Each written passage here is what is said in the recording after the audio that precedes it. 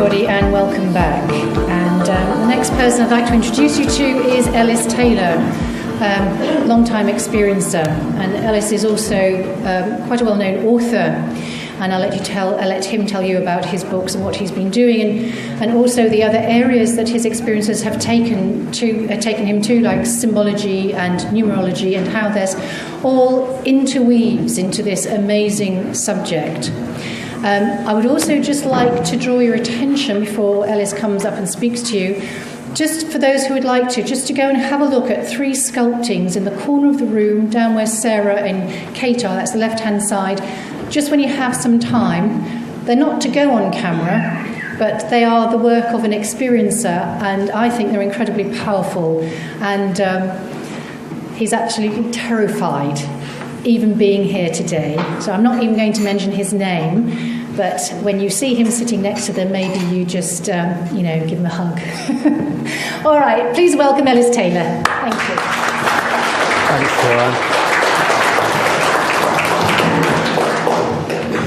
Hi everybody, my name's Ellis Taylor, and I'm used to walking around a bit when I talk, and if I fall off the stage you'll have to don't laugh too much anyway. The title of my talk is A Life in the Days. The days actually applies to this world, it's not what the experiencer is in. The way I see it is that this world is not what we think it is, and I'll go into that more in a minute. But first of all, I'd just like to play a short video clip of a lady who some of you will know, who lives in Australia. She's actually English, and she runs an abductee support group herself. Her name's Mary Rodwell, and she'll explain in the clip the relationship that we've had. So here we go. I'm Mary Rodwell, and I'm director of ACERN, which is the Australian Close Encounter Resource Network. I met Ellis really at almost the beginning of my working in this whole field of the paranormal and anomalous experiences. And really Ellis was in fact instrumental, I would say, and almost a catalyst for me being involved in this whole phenomena, which is the contact UFO phenomena and people who've had experiences, because Ellis had those experiences and came to me talking about them and said, look, I've come because you're open-minded, but me and my family are having these experiences and there's no one to talk to, because most people think you're just a loony. And he said, there's no support groups for this. So basically, I was shown a whole new world of extraordinary experience that, although I'd heard a little bit about in my eclectic reading, I'd never met anyone who'd had these experiences. And I hadn't realised, actually, how common they actually were. But Ellis, really, because he came over so articulately and so informative and grounded with his experiences, had a powerful effect on how I treated people with that experience, because I could see that he was quite sane, he was quite grounded, and yet could articulate these so well. He's written his book Dogged Days, which explains in his journey through these particular experiences, but also how it's got him to question everything to do with what's hidden and covered up. And we know that even with the UFO phenomena, how much of it we're not told about by those that do know the reality that the UFO experience of having contact and going on craft is absolutely real. And Ellis was one of those that's had these experiences. But not only that, I think it's inspired him to look at what's being held hidden from us in so many ways. And I often said to Ellis when he started his, when he was doing his journey of uncovering the hidden, I said, are you ever really fearful? Because I know his site's been explored by a lot of these different secret agencies and what have you. And I said, have you ever been, really frightened? And he said to me, Mary, he said, no, I haven't, because he said, that's what I'm here to do. He said, and I know that. And he said, they've done it before in other lifetimes, they've taken me out. And he says, and if they take me out this lifetime, he said, I'll just do it again.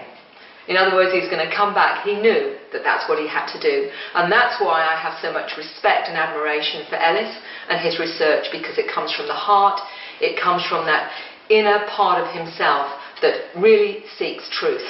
And in that, how can you but respect that? And what he has to say, I believe, has an integrity and is an amazing way of opening up your world and mine to what we really need to know about ourselves, our world, and this universe.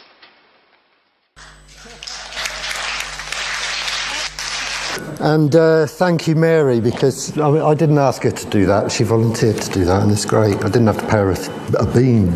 Okay, I'd just like to read something to begin with. It's my thoughts on this at the moment.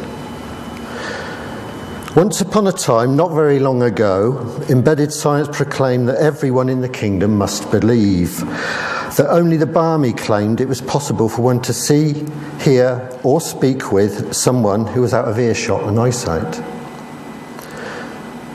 They told them they must believe it was impossible to analyse stars, that meteorites could not come from space, that heavier than air flight was impossible.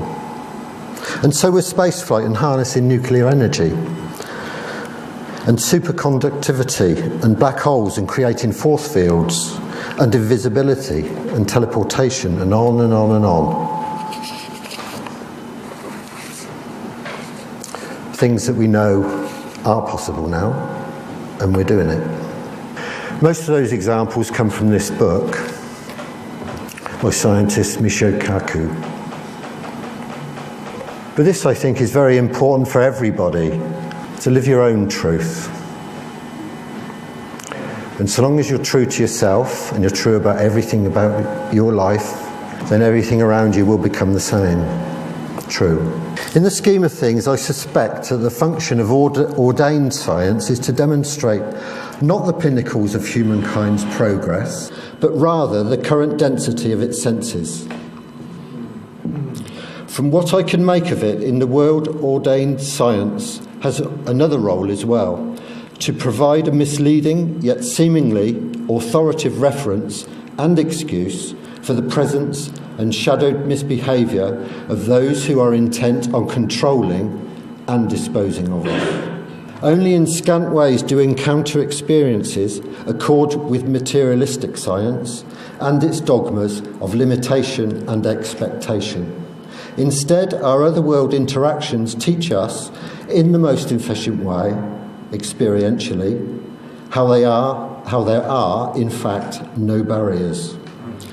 Solidity, time, distance and space are all, in truth, illusions. Everything is temporary according to its role, and infinite from the perspective of this domain in its possibilities. Which means that no outright truth can be gauged or measured here. Perhaps not even sought. Very likely, it can only be arrived at. The material scientist demands repeatability, but how can that happen given the ever-changing, subtle vagaries permeating the field of this realm, as well as the mysterious entanglements we have with the others?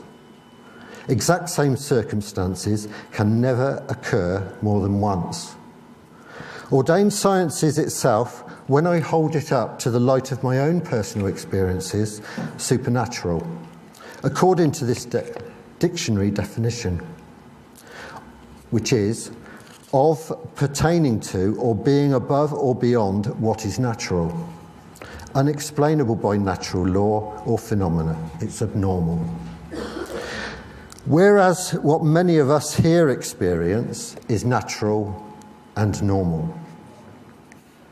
Life is unpredictable and more intricate than we can contemplate or imagine. And what I've learned is that every being has its own individual quest, designed and intermittently predestined. And in many ways, we're all participants in something akin to a war on, in, by and through consciousness. We interact with realms and others where the chains of the 3D laws of science only apply to those who believe in them. The impossible of conventional science can only exist if the inside of its structured, maintained and chained paradigm is all there is. But as there cannot be an inside without an outside, shouldn't people be asking questions about what lies beyond?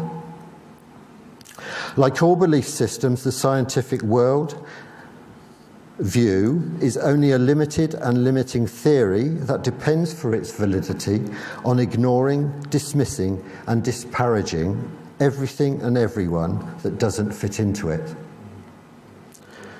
What is it that this enslaving, enforced belief system doesn't want people to know? And why doesn't it want humanity to know?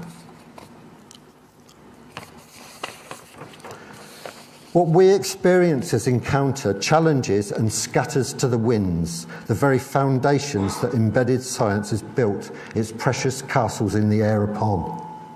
Ladies and gentlemen, boys and girls, we are here to dissolve those chains. Those amongst us who are genuine speak out to enlighten and inform, because we know in our hearts that we have to. Despite the ever-present dangers to our well-being of doing so, we offer our hearts and we bare our souls to the world. Because what we are sharing with everyone who is ready to listen is unquestionably to do with the most pressing and literally vital truth facing the continuance and welfare of humanity and this world. And it really is the biggest secret. Of course, as light surfaces, darkness descends, aiming to infiltrate or swoop in from the other side. It hasn't escaped my notice that as more of us have been awakening to our purpose and speaking publicly about our encounters and other world journeys, so too has the dark side rallied. There are hoaxers, tricksters, manipulators, plants and liars, masquerading and muddying the waters. But also there are, helped along by the corrupted institutions of religion, media, education and government, etc., scale-eyed members, some from the clinical wing of the bat, who have been witlessly declaring that God is hokey. There is a God, a supreme creator, however you want to term it, neither male nor female. Perhaps all of us who share these experiences know that. I know I do. And we are just as acutely aware of the dark side, the dog and pony dual personality that I call the darkness invisible, the ghost in the machine of the grand design emanating from God's dream.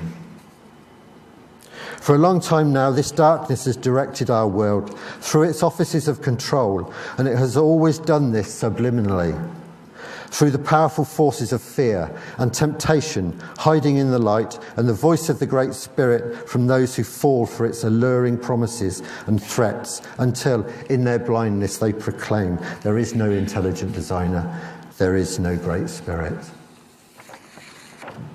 But just as the sky at night, even in the blackest departments of the darkness, points out, points of light do shine out. And from the paradigm control department science recently came this. Yet more evidence emerges that our universe is a grand simulation created by an intelligent designer. And a new scientific paper published in Ammach Archive and co-authored by Silas Bean from the University of Bonn reveals strong statistical evidence that our reality is indeed a grand computer simulation. If you want to have a look at that, you can see that on the internet. Could I please have a drink of water, Joan? But then who would really be stupid enough to believe that the 5 physical senses of human beings are capable of perceiving everything around us?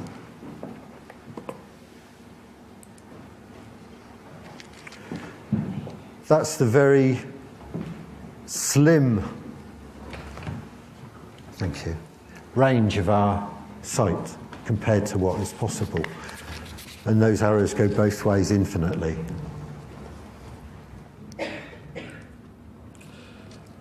And the range of our hearing in the physical sense.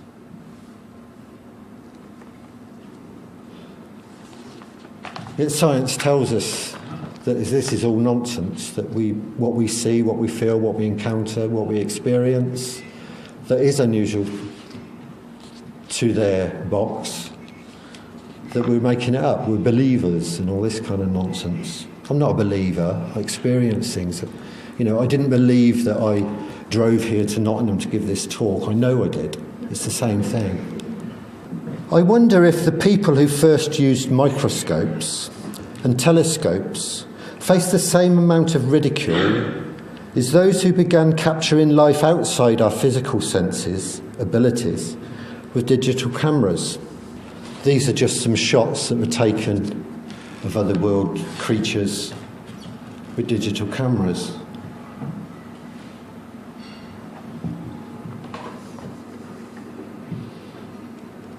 And these were taken with 35mm cameras. That's the energy beam there going into my office. Someone looking at me. And that's an energy beam that I caught in sequence at a place called St Nectan's Glen in Cornwall. Other obstacles to humanity's awareness of reality include everything and everyone with a name or a date of birth or manifestation. But I won't go into that now. But dishonourable mentions also include education, religion, science and the media, especially the news, which tragically in the now waning mainstream, when it comes to their rare reporting and documenting of matters that dispute the scientific fabrication, stands for no evidence will suffice, despite the codes that they should be abiding by. These are the codes.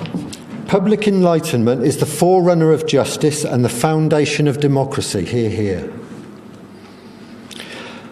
The duty of the journalist is to further those ends by seeking truth and providing a fair and comprehensive account of events and issues. Conscientious journalists from all media and specialities strive to serve the public with thoroughness and honesty. Professional integrity is the cornerstone of a journalist's credibility. And this is from the Journalist Creed. The public journal is a public trust, that all connected with it are, to the full measure of responsibility, trustees for the public. That all acceptance of lesser service than the public service is betrayal of that trust. This again is from the Society of Professional Journalists.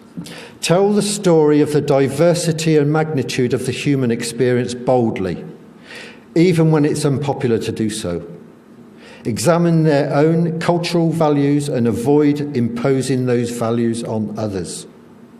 Avoid stereotyping by race, gender, age, religion, ethnicity, geography, sexual orientation, disability, physical appearance or social status.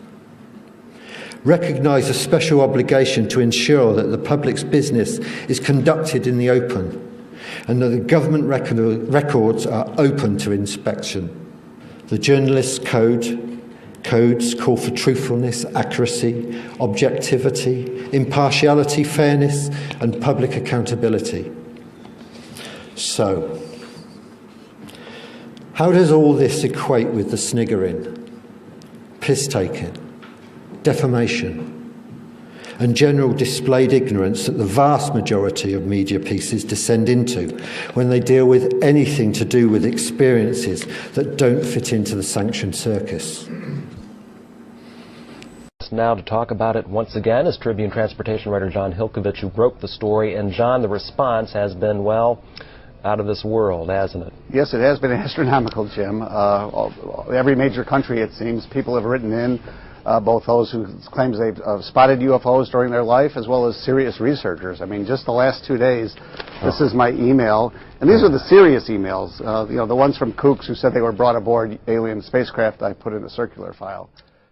Why does television in particular use such devices as editorial trickery, if not to shepherd their viewers' opinions? I'm speaking from experience, by the way. If you go to my YouTube channel, Other World Journeys, you'll see an example of that.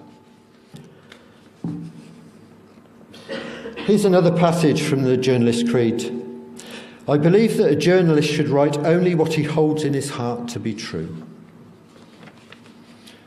Now, to hold something in one's heart requires a depth of awareness, connection, and integrity. It calls for more than what one thinks or thinks they know. It calls for empathy and it calls for intuition. But even then, I ask you this intellectually: how can you be sure that something is not true if you've never had experience of it yourself or studied the intricacies of the subject properly? Here's another caution from the SPJ. Test the accuracy of information from all sources and exercise care to avoid inadvertent error. Deliberate distortion is never permissible. You could probably go to the moon and back walking on genuine accounts and footage to do with the reality of the subjects we're covering today. The evidence is both profound and profuse, yet the media all across the world displays the same attitude of propaganda, denial and derision when it comes to human contact with other worlds. It's fair to say that it must be difficult to comprehend other world interactions if one hasn't experienced them personally. And I understand that. And I understand that everyone can, and many people do.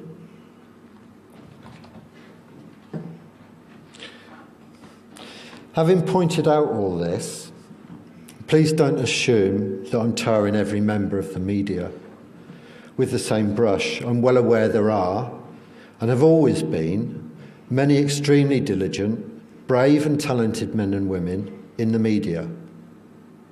It is, like ours, a perilous task for the honest, and I pay those people due respect.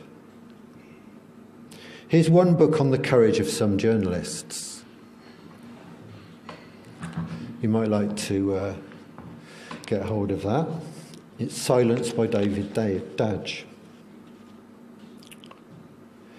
During my life, I've met some great journos, but I've also had my run-ins with some lesser members of the media, and boy, do they close ranks. But anyway, that was one story in the Oxford Times that was utter crap about me. The guy went away. He's a very big name at the Oxford Times. He went away, wrote this article having not spoken one word to me. And it was complete bunkum. So who did the Frau serve? Not truth. So anyway, we're not alone. We never were and we never will be. And it's high time for us to acknowledge this most fundamental and vital fact. We're not lonely accidents of an explosive cosmic scramble, and our lives are not meaningless, inconsequential aftershocks. Every life is an infinite experiential opportunity, lived in a busy, populated multiverse, and its limits can only be described by the binds of our fears. Besides the myriad forms of life that share this frequency range of our manifestation are others, countless others. Some of these others come and go between their worlds and ours, as we all do in theirs, to varying degrees and circumstances, whether we realise it or not. Some of them have an agenda and a point to their communications, and they leave their marks. Anyway, that song was A Day in the Life, for those who don't know. It was performed by the Beatles. It was mostly written by John Lennon, who was himself no bystander when we come to the subjects we're discussing today. The line, "Somebody spoke and I went into a dream," is kind of very apt, actually, to a lot of us here. It was Paul's, or should I say Fall's, who also claims to have had a number of mystical encounters and inspirations.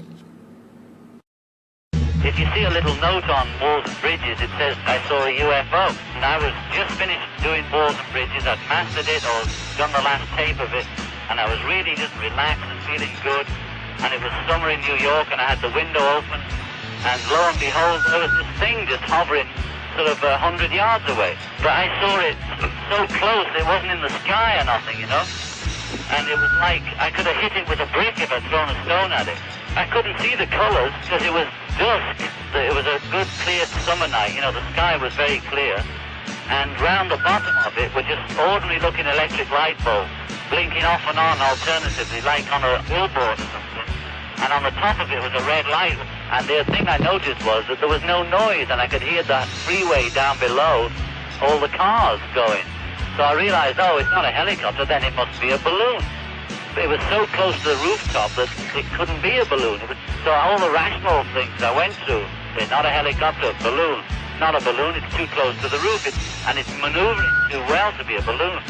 So I just watched it, and it was there for about 5 or 10 minutes. It went off down the East River, and there it was, and that's all I've got to say about it. So that was John Lennon talking about his UFO sighting. But did he just see a UFO? Did more happen to him that night? May Pang, his girlfriend at the time who shared the experience, also witnessed the UFO, as did a number of people who phoned police and newspapers that night, as told to Larry Warren, that John had told her he had been abducted when he was a child. According to Uri Geller, Lennon had a much closer personal experience than he's ever made public, when a band of 4 ETs showed up in his apartment and gave him a metal egg. Geller claims that he now has the egg. John Lennon didn't ring the newspapers. No surprise there. I'm not going to call up the newspapers and say, this is John Lennon, I saw a flying saucer last night. Because he knew exactly what would happen. John Lennon, who sang Give Peace a Chance, was gunned down outside his home by a man whose name meant dealer in war, Mark Chapman.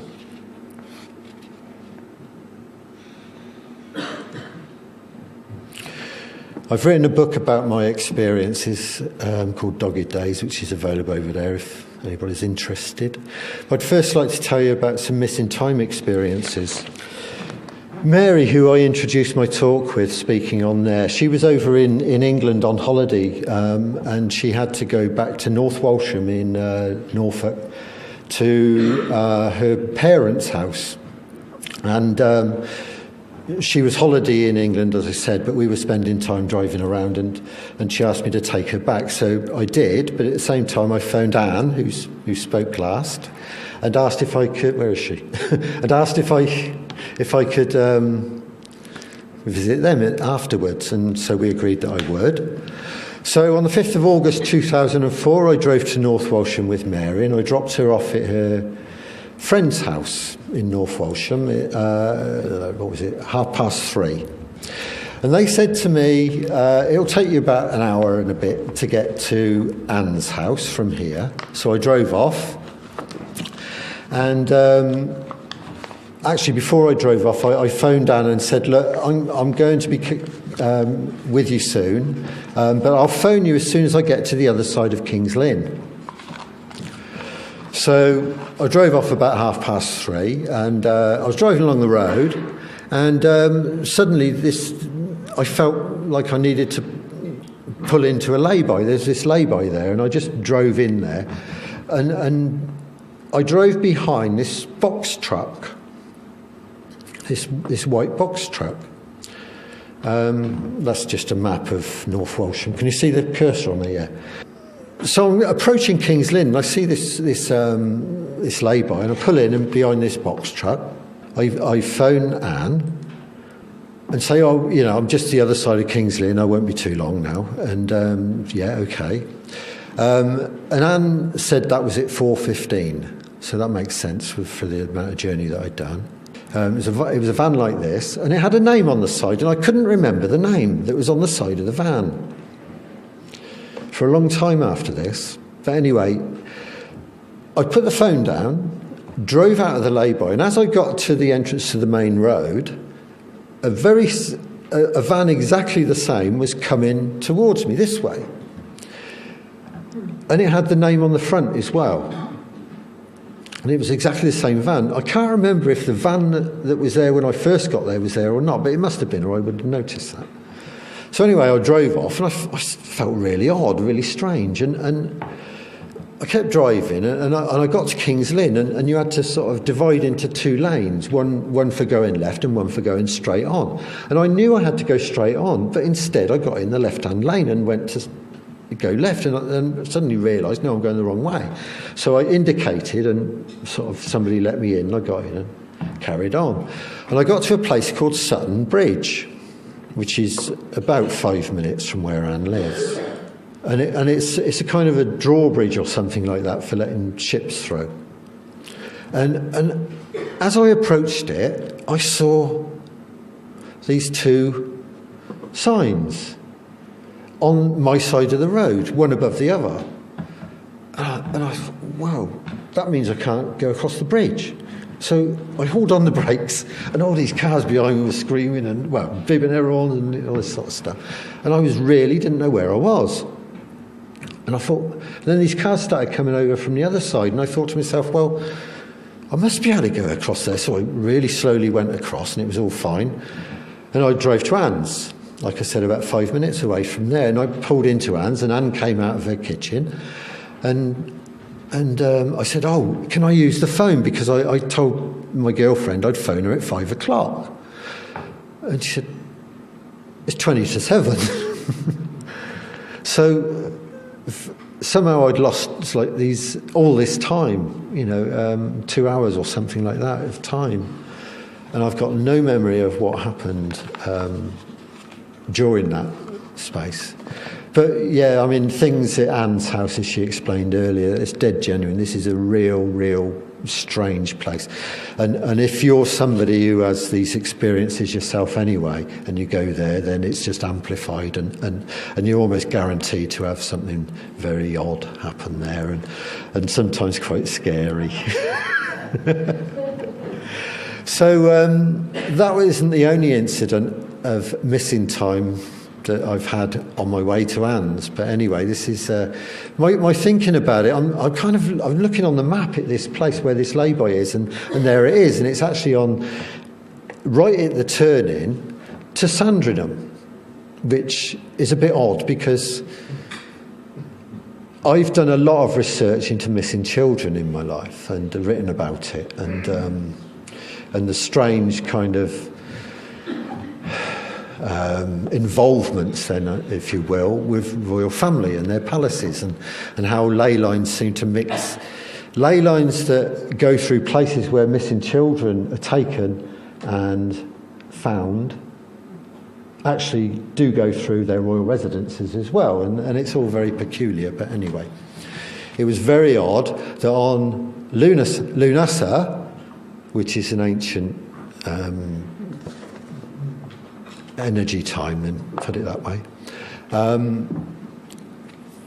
I happened to park in this lay-by and have this mysterious event happen to me that involved a van that I can't remember the name of, but was very, very familiar to me, the name, and it was near this near Sandringham Castle. So I spent 2 years trying to think of what this name can be, I knew it was important. And then this film came, the TV film about the Moors murders came on, See No Evil. You may have seen it. It's creepy and horrible stuff, but I watched it, and in one scene, the sister of Myra Hindley was crossing the road with a pram, and this van came past. And this van was the van that I'd seen with the name on it. And the name was, it just meant this Repco. So that tied all that in again as well, the missing children, the murdered children, the royal family, reptilians, blah, blah, blah, all the rest of it, all came together in that one thing. And do you know what? I watched a DVD of that film, and they've taken that scene out. But that's not unusual. I've also seen other things happen in films. I've seen orbs. There was a film called Jesse James, the Outlaw, or something like that, and he was standing in a bedroom, and an orb came. This is in the film. I watched it on the aeroplane. This orb came out from underneath the bed, flew around, and went up there. Somehow that got into that cut, but you won't see it in the DVD you find now. It's a different version on the aeroplane. And then also in the recent Sherlock Holmes film series, and I've got it on the DVD, they left it in the DVD, there's an orb that actually comes and flies around in that as well. So they didn't cut that one out. Strange, but there you go. Now, I was born in Australia, and when I was very little we came to live in England. I stayed at my nan's house in Oxford, and I was probably about 3. I was nearly 3 when I moved there, so it was around about 3. The door used to open in the middle of the night, and this really weird face used to look through and go, and the door and disappear behind the door again. And it sort of, I don't think it frightened me so much as intrigued me. Then we went to this place called Sandbanks on holiday. It was just for the day, I think, actually. Someone said, "Oh, let's go and see the Punch and Judy show." So off we went, saw the Punch and Judy show, and of course you recognise who that character was. It was Punch, and that did make me feel. I went off crying. But Sandbanks was another really weird place because I had a period of missing time there. My mum and dad and my nan and gramps searched me for 3/4 of an hour and couldn't find me. I just vanished. I got no recollection of what happened there either. But somebody just found me and brought me back. Yeah, talking about the bloodline theme, I've only put this in here because of that. My family are an old Pictish family from Scotland, baronial family. They were lords and ladies, had their own, all that sort of nonsense. But anyway, they emigrated, or one branch emigrated to Australia, and one became the Lord Mayor of Perth, and the other was the first Australian Baron, and he was the Prime Minister of Australia and acting Prime Minister of Australia and Prime Minister of Western Australia, and they were both very famous explorers. And then when we came over from England to Australia, we came on the SS Orcades, and apparently when we were in is it called the Gulf of Aden or something like that, I vanished for 3/4 of an hour then as well, and the whole ship was looking for me, and then I just turned up. Here we go, Sash.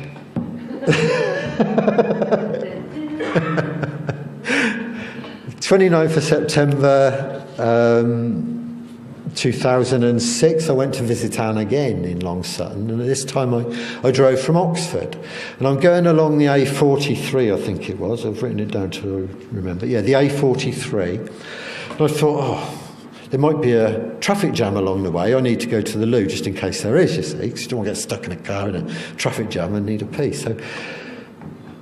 And then this kind of sign said service station. So I drove up this hill into this service station. There's all the sort of usual stuff that a service station has, except there weren't any cars there. It's just a service station. This was about 2:00 in the afternoon on a Friday. Should have been absolutely ram-packed. There was nobody there, except for a few cars right down the end at a hotel. Anyway, so I get out of the car and I walk into this, service station place, and there's nobody there, just empty, right? But there's like a fast food McDonald's beef burger type place there. I can't remember exactly what it was, but it's right by the door. And I was looking for signs for the loo, but there weren't any. And I was sort of looking around, and not a soul about to ask. And then from the back there, this guy came round with this big full tray of all this food, and he didn't take his eyes off. He nearly went. He didn't take his eyes off me, and stared at me all the way. And he put it down on the thing, and he started eating his food, looking at me. And I sort of, I didn't know where to look, so I kind of carried on looking for the signs, and there was nothing there. And I walked to the front, and I couldn't see anything there. Walked to the back, couldn't see anything there. Came back to the front, and there were 2 youths there, like in the uniforms of a fast food place. And one was a boy, one was a girl. And I went to the boy and I said, "Oh, could you tell me where the loos are?" He said, "Yeah, come with me." And he took me around the back of the counter. That's right. and there wasn't. I went to the loo and that, and I came out. That's a bit odd, you know. Well, that's where the kitchen should be, surely. Anyway, I came out and there's still nobody there. And anyway, I got in my car, drove off, and I thought, I wonder if I had some missing time now. It was really weird. But the clock on the car didn't say that I had, so whether I did, I don't know. But I did feel strange, and I drove off towards Anne's. I also had to visit the post office in Long Sutton, near Anne's, about 5 minutes from Anne's, because I had to get my road tax. It was like due to run out. So I went to get the road tax, and the stamp on the receipt said 4:46 p.m. So I had that. Got in the car, drove to Anne's, and on the way there, I'm rushing through and not telling you a lot of this stuff, but never mind. Get to the crossroads. This is the crossroads before you get to Anne's, and this crossroads seems to be a bit of a portal. It's a really odd place. I get there, right, and everything's fine, and the light's something like this, you know, it's similar to this. And it's pitch black, it's dark. Can't see a flipping thing. Anyway, I eventually get through, and I walk in, and I knock on the door, ring the bell or whatever it is, and Anne comes to the door, and you know, in I go. And Paul said, "Why didn't you park in the drive?" I said, "Well, it was just a bit too dark, I couldn't see where I was going, you know." Anyway, get in, and Anne had this new conservatory put on the house, and went into the conservatory, and I was feeling really odd, but anyway, I walked in, and I had a banging headache. And then there was Mike, and then there was Fran, that's Mike Oram, Fran his partner, and then Paul and Anne, you were standing there, I think. And I walked in, and I saw somebody run past the back window. No, it's just Anne, that's right. And I saw somebody run past the back window. I said, "Oh, was that Paul just run to lock the chickens away?" And she said, "No, Paul's in the kitchen, and we haven't got the chickens anymore." But somebody ran past. And then it started hammering with rain. You couldn't even hear yourself speak. Something really sort of peculiar happened in between. You know, I mean, it'd gone from light in a matter of 100 yards or something to complete darkness. We went into the living room, and then Sasha arrived, didn't you? And we carried on chattering, and then got to about midnight. I was going to be sleeping in Jason's room because Paola had vacated it on the Quick Smart, as you know. And but Sasha turned up, so Sasha had Jason's room, and I slept on the couch. Now the couch is like immediately below where Sasha slept. Anyway, everybody went off to bed. I lay down. Anne had actually said, "Do you want to sleep in the conservatory? It's much more comfortable, you see." And I for some reason, I thought, "No, I'm not sleeping in there." And so I slept on the couch. And I had my back to like there's a coffee table there. I had my back to it. And then all of a sudden, I heard all this scratching and really loud on the window somewhere, and it was. I don't know whether it was the back window or from the conservatory door or whatever, but it's loud scratching. And I just felt so dog. I thought, please leave me alone. I'm not up for it tonight. I really don't want to. Next minute, I hear all these things shifting around on the coffee table, just right next to me, moving around. And then I could hear all this garbled voices and lights flashing around and all this weird stuff going on. And then I saw this little girl's face. And it was just a face, and then it went right close to mine and turned into this kind of demonic-looking bloody thing. And excuse the swearing. Next minute, oh yeah, something shot into my head, and it seemed like it was squeezing my brain, and it bloody hurt. It did. And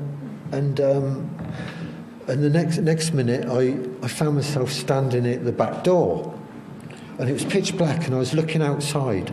And I saw something moving down there, and it was a great big dog with flecks of white on it, and it rose up. And as it rose up, this other dog came along, exactly the same sort of dog, and it rose up too. And one dog, the first dog, sort of knocked it out of the way, and it started chewing on my fingers.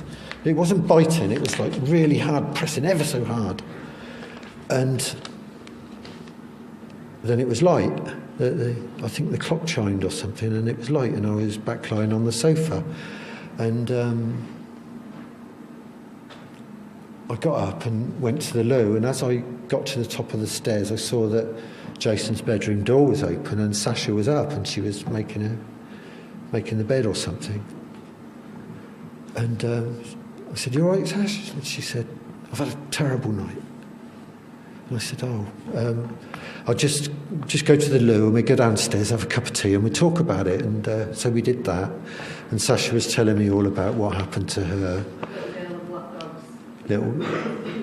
And she said that she felt like she was wrapped in something like cling film. Yeah, and feeling really, really terrible. And then I told her about what had happened to me, and as soon as I mentioned about the dogs, she said, "Oh my God, the dogs! Yeah, look what they've done. They've been biting my hand." And then she said, "Oh, no, they were biting that hand, but how come all the bite marks are on the other hand?" And it was a very, very, very odd. So that's Paola Harris with some geezer. That's Jason's room. Now that corner where the orbs are is where everything comes out of that corner. That's the portal. So that's the front of my book, just the dog chewing on my fingers.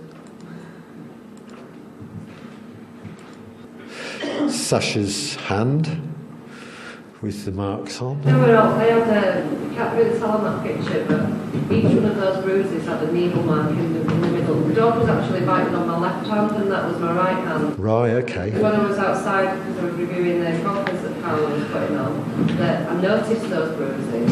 I didn't even notice them until mid-afternoon. Right. But the dog had been biting on my left hand. You've seen that one. Yeah, so after that experience, for the next over a week, I didn't even need to shave. My hair stopped growing, and the hair on my head was falling out in clumps. And I felt like I felt really peculiar, as if like I was two people, and I started saying things that I didn't actually believe in. I was sort of saying things I didn't agree with. You had marks all over your chest in the morning, there were like burns on I did, yeah. I had burns across there as well, that's right. And and then someone said, one of my friends said, "Oh, you don't seem the same," and this was a couple of weeks later, and I said, "No, I'm not, I feel really peculiar." And eventually I got back to something like normal anyway. But yeah, Sasha went on for a long time feeling the effects of that night. It was a very traumatic night. But yeah, we got through it, didn't we?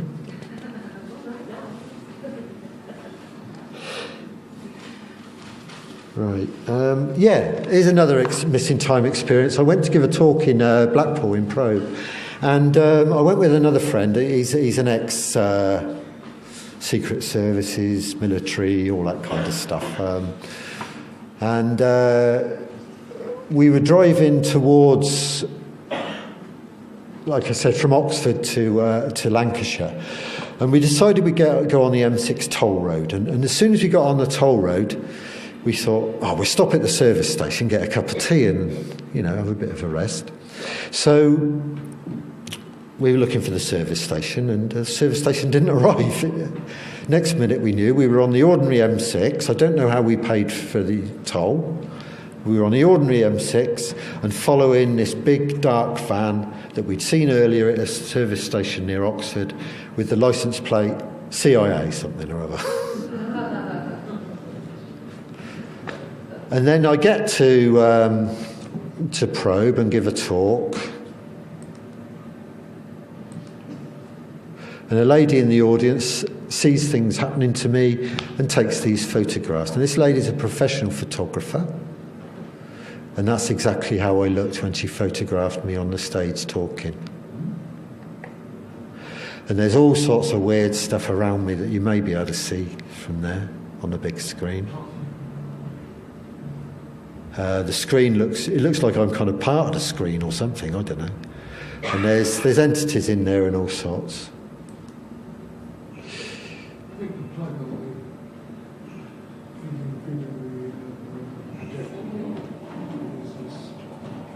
Sorry? whatever that thing is there, it's a bit strange. That thing there wasn't there in reality, whatever it is. There's a face here that wasn't there. Where are you, Ellis, in that picture? That's me there, standing there. There's someone behind me, it looks like, but it's all very weird, and it seems like it's all come together in a very strange picture. But then, as I said, this lady, I've got her letter if anybody wants to me to read it to them, but I haven't got time to do it now. But she explains what exactly happened. She's actually a medium herself as well. Very elderly lady, very lovely lady. But it frightened her because the previous time that I'd spoken there, a guy had dropped dead while giving a talk, and she reckons that she could see him in the photograph she took. I've tried to kind of manipulate the photograph in my amateur way, because there are faces and things there. You may be able to see that one there. There's a big old face there. But there are other things in them as well.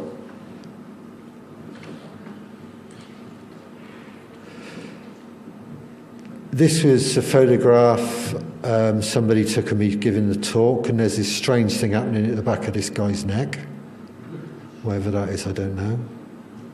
But when I actually walked up to the stage to give the presentation, I felt like things were swooping down on me. It's a very peculiar feeling going up there, and things, I did feel odd up there, for sure, and like I was under attack in some way. This is a photograph of me talking, taken by an audience member, and this black shape appeared in the photograph, blocking me off completely. I'm somewhere down there anyway. So God knows what that is. This was an interesting thing. I was living in Australia and came over on holiday in 97, I think. Yeah, 97, sorry, is it? In 97, and I wanted to see this Julia Set crop circle because it really, really sort of grabbed a hold of me. So I went to Stonehenge, and I was walking around Stonehenge, not the way that they've laid it out, you have to walk around anti-clockwise. I walked around clockwise. And everybody else is coming this way, and I'm kind of dodging them, and they're dodging me, and they're tutting and stuff because I'm going that way. And this guide came up to me, this lady, and she came up to me and she said, "You are following the correct direction, the natural flow at this site." And then she said, "Have you seen the Aubrey holes?" And I'd never heard of the Aubrey holes. And I said no, and she said, "Well, come with me." And she took me to this Aubrey hole. And for those who don't know,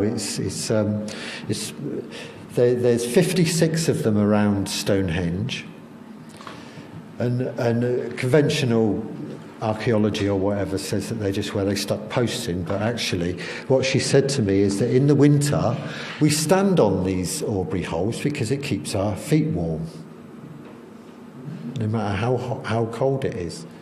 So she said, "Stand on there." So I stood on, and buzz, man, the buzz that comes up. And she said, and I said to her, "Can you tell me what field the Julia Set crop circle was in?" And she said, "Yes, it was that one over there." Do you know what she said? We were all here. It was very busy that day. The guides were here, everybody. 1 minute there was nothing there, the next minute there it was, and we couldn't believe it. And I've always thought, she said, that it was for me because my name is Julia. And I told people when I got back to Oxford, crop circle researchers, about this, and no one can find this lady. Very odd, very odd. Anyway, I'll just show you these photographs. I haven't got time to talk about them, but these are marks that were left on me on the first night of a 47-day experience.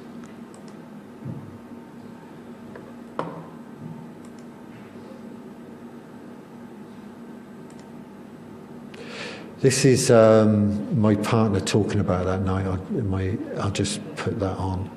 That one particular incident that Ellis is talking about, I just remember that very clearly.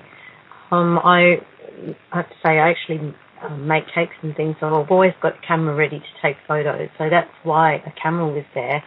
to take the images on his body on that particular day. And it was just the most bizarre thing, and it was almost as if as soon as the images were taken or the photos were taken, within a period of 5, maybe 10 minutes, the pictures that were on him and the like impressions, like the fingerprints and things, all just disappeared. It was as if we were meant to just take the pictures and then they were gone. I thought at first the picture on his chest, which was quite a bizarre looking image, might have been like sheets, wrinkled up and rolled up into the side of him, but it was a clear face of something. And there's no ripple marks on his skin, to touch everything was just smooth. You know how when you've got a wrinkle sheet, you've got that, your skin kind of like ripples a little bit. Yeah. So this was definitely not a, Nothing like that at all. It was a completely smooth picture that was just there, and it was just a bizarre thing. He couldn't actually see. He could see it, but it was an upside down version of what he could see. It wasn't really that clear to him. It wasn't until he got up and had a look in the mirror that he could actually see what I was talking about. That is extremely odd. The imprints on his arm were definitely long finger marks, and I tried to put my fingers over the top of it to see if it was perhaps me, But it was nowhere clear. Yeah. Close to that, it was opposite of my handprint, if you know what I mean. And I would have had to have been a contortionist to have had my hand on his arm to make that imprint.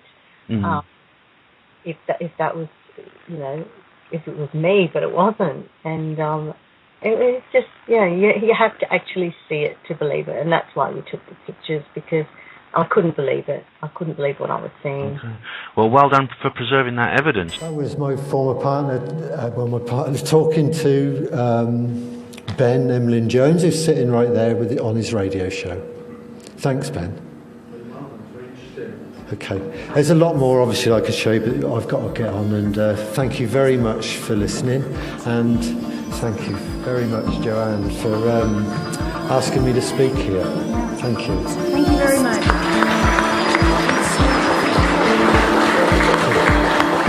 I don't know how to stop it. Hard drive so we can use that.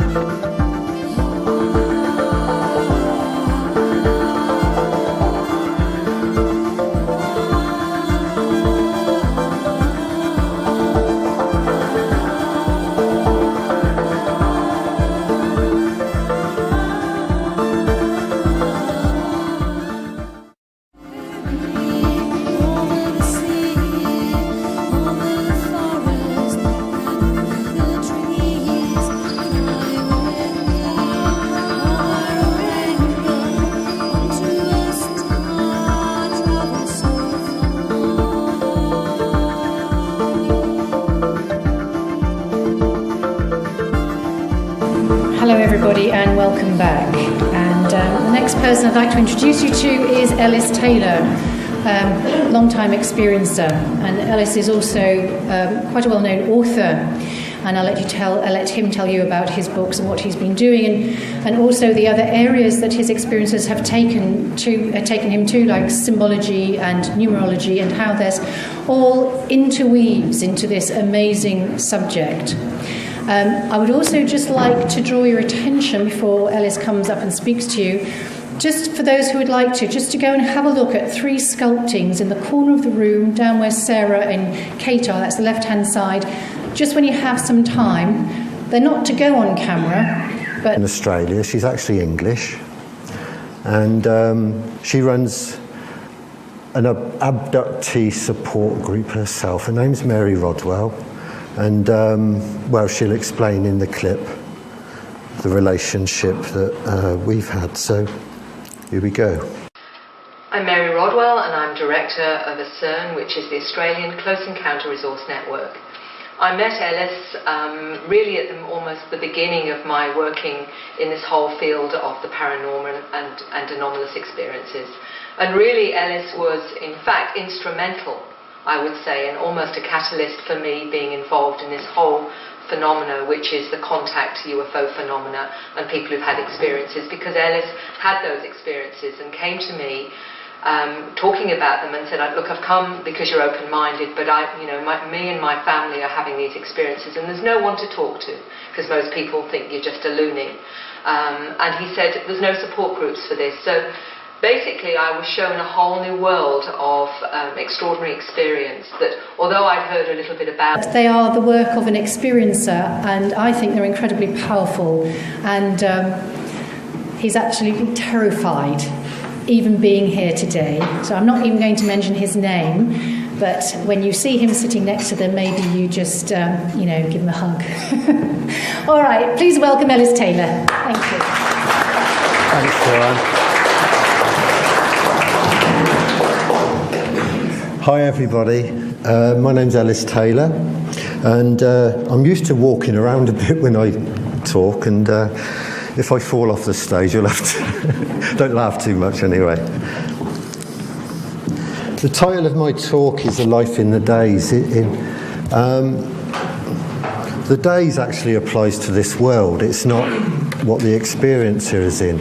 The way I see it is that this world is not what we think it is. And I'll go into that more in a minute. But first of all, I'd just like to play a short video clip of a lady who some of you will know, who lives in... Out in my eclectic reading, I'd never met anyone who'd had these experiences. And I hadn't realised actually how common they actually were. But Ellis, really, because he came over so articulately and so informative and grounded with his experiences, had a powerful effect on how I treated people with that experience, because I could see that he was quite sane, he was quite grounded, and yet could articulate these so well. He's written his book Dogged Days, which explains in his journey through these particular experiences, but also how it's got him to question everything to do with what's hidden and covered up. And we know that even with the UFO phenomena, how much of it we're not told about by those that do know the reality that the UFO experience of having contact and going on craft is absolutely real. And Ellis was one of those that's had these experiences. But not only that, I think it's inspired him to look at what's been held hidden from us in so many ways. And I often said to Ellis when he started his, when he was doing his journey of uncovering the hidden, I said, are you ever really fearful? Because I know his site's been explored by a lot of these different secret agencies and what have you. And I said, have you ever been, really frightened? And he said to me, Mary, he said, no, I haven't, because he said, that's what I'm here to do. He said, and I know that. And he said, they've done it before in other lifetimes, they've taken me out. And he says, and if they take me out this lifetime, he said, I'll just do it again. In other words, he's going to come back. He knew that that's what he had to do. And that's why I have so much respect and admiration for Ellis and his research, because it comes from the heart, it comes from that inner part of himself that really seeks truth. And in that, how can you but respect that?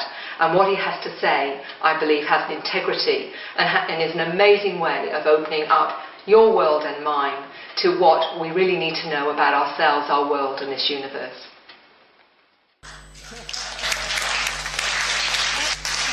And thank you, Mary, because I didn't ask her to do that. She volunteered to do that, and it's great. I didn't have to pay her a bean. Okay, I'd just like to read